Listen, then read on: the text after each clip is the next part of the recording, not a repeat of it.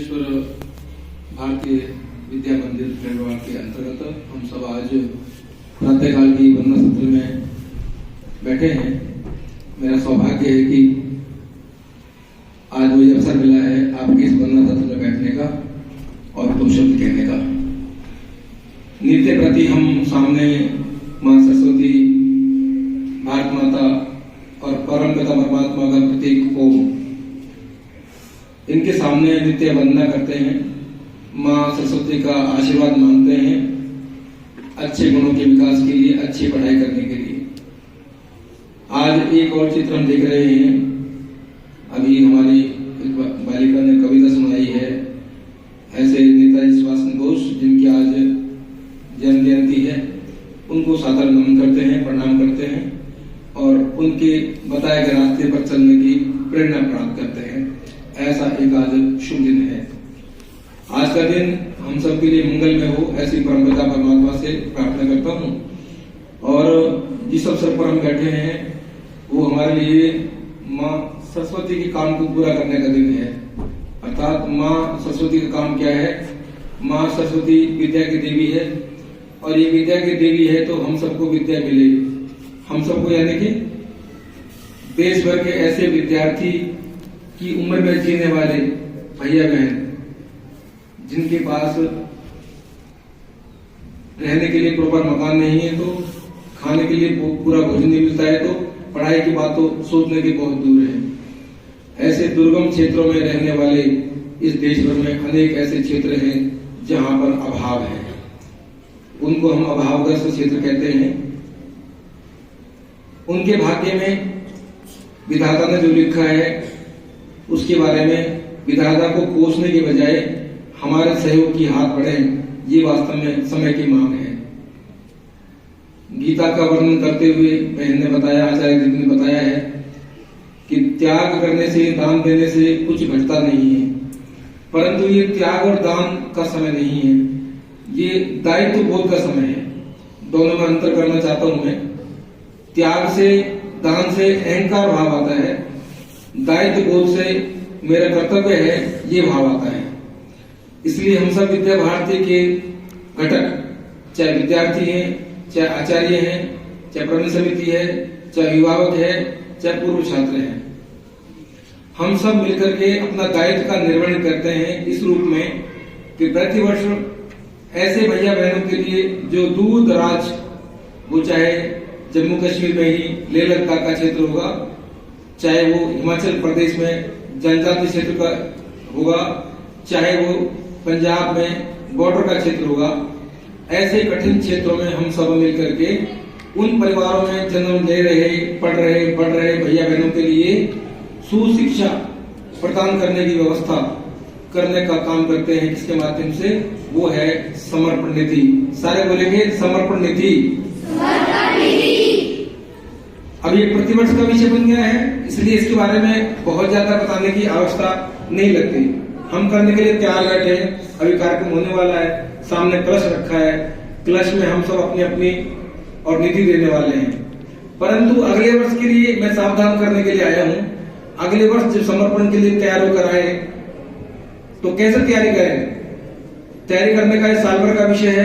केवल अभी मन में आया है, अभी तो जो देना दे दीजिए, चलो ठीक है, एक नेक पूरा करना है, साल में एक बार नेक दिया जाता है ना, ऐसा करके उतना न समझ करके इसके पीछे जो भावना है वो समझेंगे तो परिणाम शायद और अच्छा आ जाएगा। वो समझने का विषय क्या है कि हमने एक बालक को पढ़ने की व्यवस्था करनी है और बालक को पढ़ने के लिए क्या क्या चाहिए, जो जो आपको चाहिए। आपको क्या है? इतना सुंदर विद्यालय का भवन है। आपके पास क्या है? आपके पास बहुत सुंदर ड्रेस है। आपके पास क्या है? एक स्कूल बैग है जिसमें बुक्स लेकर आते हो, अपना टिफिन लेकर आते हो, उसमें कापी किताब है, पेन पेंसिल है। इतनी सारी चीजों के साथ बालक पढ़ने के लिए तैयार होता है कि मैं स्कूल जा रहा हूँ, माँ का आशीर्वाद लेकर के, पिताजी का आशीर्वाद लेकर के। अब माँ का, पिता का आशीर्वाद तो सदैव उनके साथ है, परमपिता परमात्मा भी उनके साथ है, लेकिन बुक्स तो नहीं है, स्कूल बैग तो नहीं है, बिल्डिंग तो नहीं है, किताब कापी तो नहीं है। वो कहां से आएंगी? वो तो पैसे से आएंगी। अब पैसे उनके पास है नहीं, इसलिए विद्या भारती के विद्यालय में पढ़ने वाले भैया बहन, आचार्य और सब लोग मिलकर के क्या तय करते हैं, मैं एक बालक को पढ़ाऊंगा, एक साल में एक बालक को पढ़ाऊंगा। एक बालक को पढ़ाने के लिए साल में एक साल का खर्चा होता है 15,000 रुपए, उसमें फीस वगैरह सब कुछ आती है। अब सब सोचेंगे क्या 15,000 रुपए मुझे देना पड़ेगा?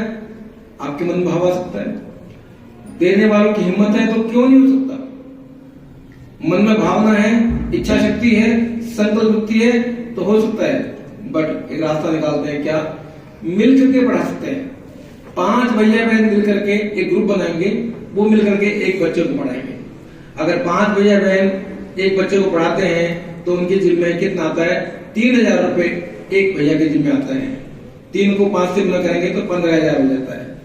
हमको लगता है ये भी ज्यादा है, इतना सारा नहीं करके क्या करेंगे, और छोटा इकाई कर लीजिए। सबसे छोटी इकाई बनती है, क्या बनती है, हमको भैया बहनों को पढ़ने के लिए उनकी लेखन सामग्री है, उसमें कापियां हैं, पेन पेंसिल है। इसके लिए हमने तय किया है कम से कम 300 रुपए का एक मिनिमम खर्चा पूरा करने के लिए मैं अपना समर्पण निधि कर सकता हूँ। क्या इससे कम करेंगे तो पुष्पांजलि कर सकते हैं, फूल चढ़ाएंगे, हो जाएगा।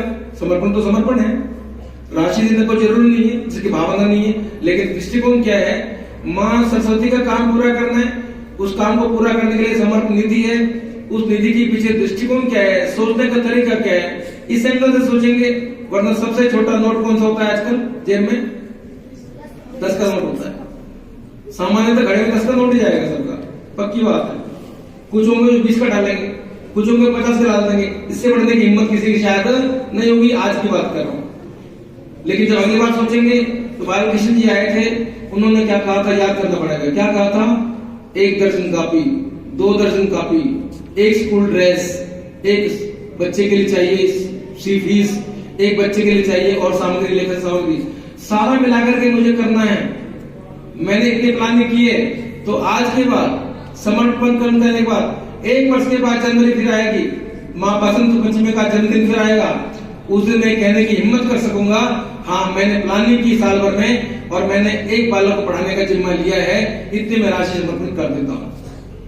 आत्मसंतुष्टि होगी, एक दायित्व का बोध का भाव मन में बनता है, उसको पूरा करने का आनंद जो आता है उसके बराबर कोई खुशी हो नहीं सकती। इसको कहते हैं दायित्व बोध। मैं आपको मन के भाव क्या करना चाहता हूँ कि माँ सरस्वती अपने काम को कैसे पूरा करती है। आशीर्वाद देना तो आसान काम है, आशीर्वाद हम भी दे सकते हैं। किस रूप में दे सकते हैं, कहीं भी दूर से कोई बालक रहता है, हम उनको आशीर्वाद देंगे, अच्छा भैया बहनों तुम अच्छे से पढ़ो, अच्छे से पढ़ो, हम आपके लिए शुभकामना देते हैं, रोज दे दीजिए, लेकिन उससे काम तो नहीं होगा ना। इसलिए माँ सरस्वती आपको रोज आशीर्वाद देती है।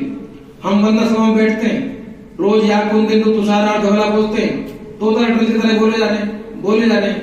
पर मैं आपके मन की भाव जगाना चाहता हूं, कभी आपने कभी माँ सरस्वती को ध्यान से देखा है? किसने देखा है? तो करो, कोई नहीं कह सकता, क्योंकि हमको विद्यालय में आते आते 12 साल हो जाते हैं, 14 साल हो जाते हैं। लेकिन साल के बाद 12 साल 12वीं करने के बाद स्कूल छोड़ जाते हैं, तब पूछेंगे माँ सरस्वती कैसी है, वो तो नहीं पता।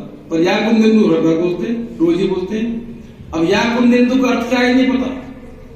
अर्थात जब तक आप माँ सरस्वती के चित्र को ध्यान से देख करके उसमें आए हुए शब्दों का भावार्थ नहीं समझेंगे, तब तक माँ सरस्वती कृपा पूरी तरह से मिलेगी नहीं। इसको कहते हैं भावना के साथ वंदना करना।